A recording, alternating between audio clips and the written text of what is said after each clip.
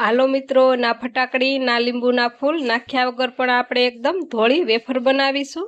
ધોળી wafer બનાવવા માટે આપણે કેવા બટેટાનો યુઝ કરવો જોઈએ। એકદમ કડક બટેટું લેવાનું અને વેફર પાડવાના બટેટા આવે મોટી સાઈઝના એ લેવાના અને આ રીતના ટપકેવાળા બટેટા લેવાના। બધા બટેટાને આપણે આ રીતે સીણી લેશું અને ઉપરની સાલ બધી આપણે કાઢી લેશું।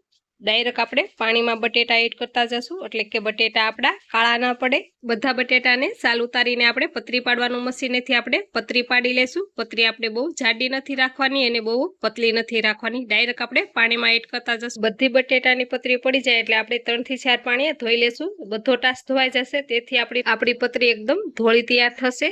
બટેટાની પતરી બાફવા માટે ગેસ ઓન કરી કડાઈ મૂકીશું। જરૂર મુજબ પાણી એડ કરી સ્વાદ પ્રમાણે મીઠું એડ કરીશું। ફૂલ ગેસે સરસ એવું આપણે પાણી ગરમ કરી લેશું। આ રીતનું ગરમ થઈ જાય પાણી એટલે આપણે બટેટાની પતરી એડ કરી દેશું। એક વારીમાં સમાય એટલી જ આપણે બટેટાની પતરી એડ કરી ઢાંકણ ઢાંકી આપણે 10 થી 20 મિનિટ સુધી કૂક કરી લેશું। ત્યારબાદ આપણે ચેક કરીશું। આ રીતે આપણે 8 થી 25% જેવી સડી જાય એટલે આપણે કૂક કરીશું। આ રીતનું આપણે કાણાવાળું વાસણ લઈ બધી બટેટાની પતરી આપણે આમાં કાઢી લેશું। ઠરી જાય એટલે આપણે આ રીતે પ્લાસ્ટિકના કાગળ ઉપર કે હાડલા ઉપર આપણે અલગ અલગ વેફર આપણે સૂકવી દેશું 12 કલાક માટે। 12 કલાક કેડે આપણી વેફર સરસ એવી સુકાઈ ગઈ છે, જોઈ શકો છો મિત્રો। વેફર તળવા માટે આપણે પહેલેથી જ ગરમ તેલ કરવા મૂકી દીધું છે। સ્લો ગેસે આપણે વેફર તળવાની રહેશે મિત્રો।